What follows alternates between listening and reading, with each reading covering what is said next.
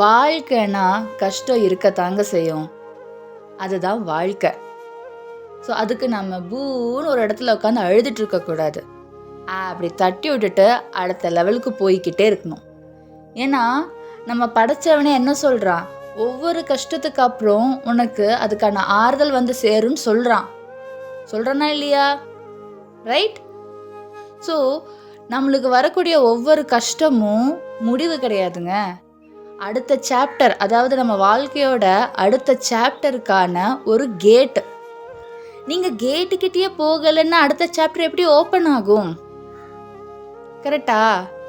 So நம்ம அழுகிறத விட்டுட்டு அப்படி தட்டி விட்டுட்டு எல்லாம் நம்ம ரப்பு பார்த்துப்பா அப்படின்னு ஜாலியாக போனோம் அப்படின்னா அடுத்தடுத்த சாப்டர் நம்ம ஈஸியாக முடிச்சிடலாம். அண்ட் எண்டில் நம்மளுக்கு சந்தோஷமும் இருக்கும், நிம்மதியும் இருக்கும். என்ன சொல்கிறீங்க?